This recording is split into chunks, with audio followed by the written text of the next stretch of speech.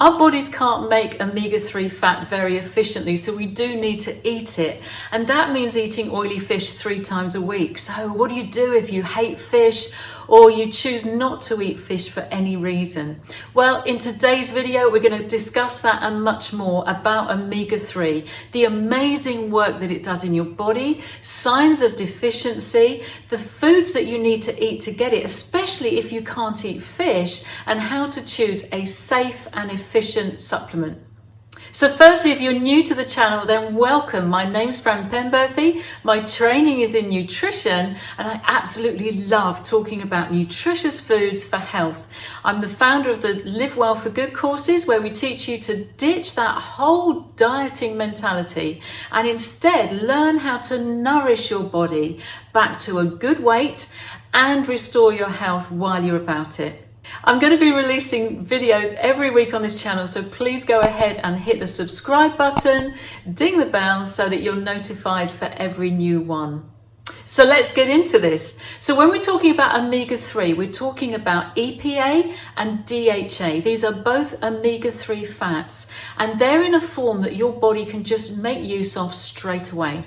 There's also another fat called ALA found in plant foods, which your body has to convert first to make it into omega-3. So our main food source of EPA and DHA is oily fish. That's our herrings and sardines and salmon and trout and fresh tuna and even things like swordfish. It's found in lesser amounts in some other foods as well, such as grass-fed organic meat, wild game, or omega-3 eggs. But as a nutritionist, I have so often heard people say, I don't like fish, or my kids won't eat fish. And so for you, a good quality fish oil supplement could probably be your best way forward. And I will tell you how to choose a good one later on in the video. Now, if you're a vegan or for some other reason choose not to eat fish or to have any kind of fish product, which would include an oil supplement, then your best option is to focus on those plant foods that contain that ALA fat that your body can then convert. But you have to bear in mind the conversion rate is really not efficient.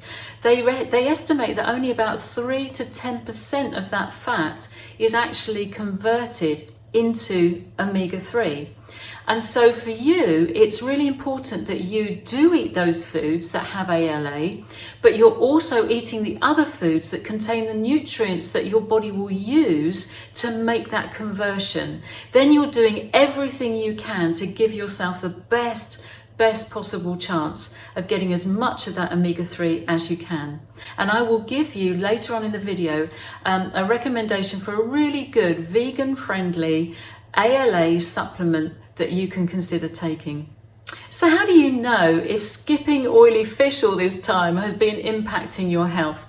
Well, omega-3 is used in such a wide range of areas in your body. So if you don't have enough omega-3 in your system, then obviously the symptoms you can suffer from can be very wide-ranging too.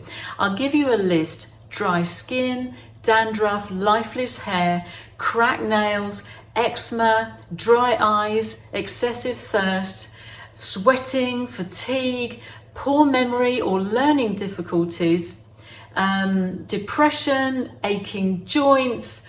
I mean, any inflammation, including things like arthritis or colitis, high blood lipids, depression, PMS, breast pain, water retention, and that bumpy skin that you can get on your upper arms. I mean, the list literally goes on and on. So whenever you have symptoms like this going on, they are telling you something about the level of nutrients that you have. So with this in mind, there are 2 things to bear in mind when you're buying fish. Number one, where it has been caught in the world, because the Pacific is much more polluted than the Atlantic. So when you can, choose Atlantic caught fish. And the second is that wild fish have less toxins in them than farmed fish. So again, choose wild fish whenever you can. Plus, in the wild fish, the omega-3 levels are naturally higher than they are in the farmed fish. So for myself, I try to eat oily fish 3 times a week. I Also take a fish oil supplement every day, plus I will have a tablespoon of ground flaxseed most days and walnuts most days. So now let's talk about choosing a good supplement.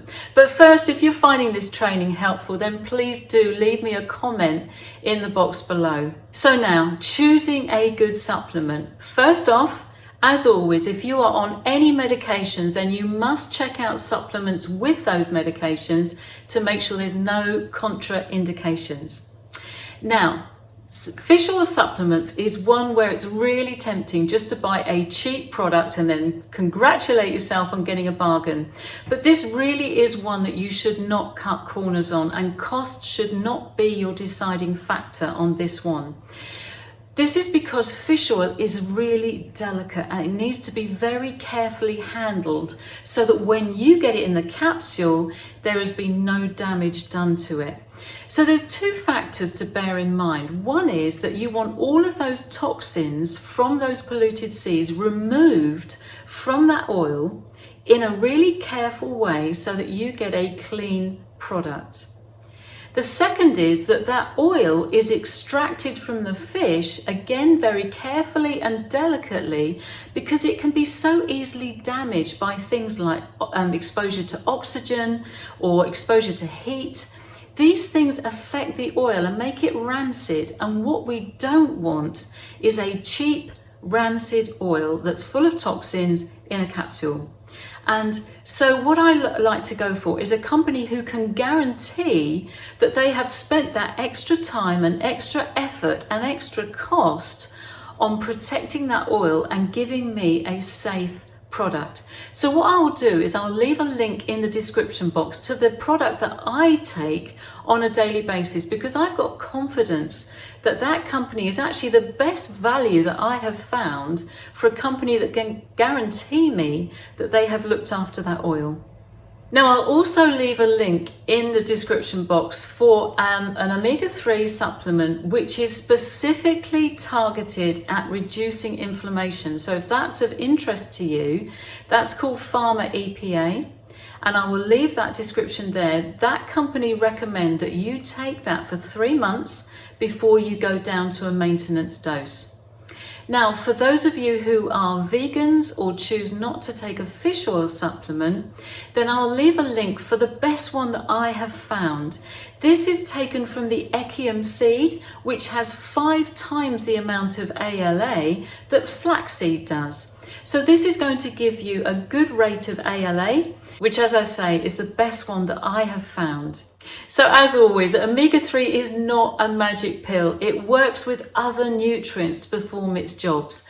For instance, it needs to be balanced with another fat called omega-6, and they need to be in like a 1-to-1 ratio. So if you follow the advice in this video, that will help to redress that balance. Secondly, the antioxidants like vitamin A, C and E, selenium and zinc, they protect this delicate fat within your body from free radical damage. So you need to have those too. And finally, those extra nutrients needed to make that conversion from ALA into omega-3 are things like vitamin C, B3, B6, magnesium, zinc and manganese. So you need to be adding those foods in too. So as always, we need to eat a wide range of nutritious foods in order to get all of those 50 essential nutrients that we need to thrive.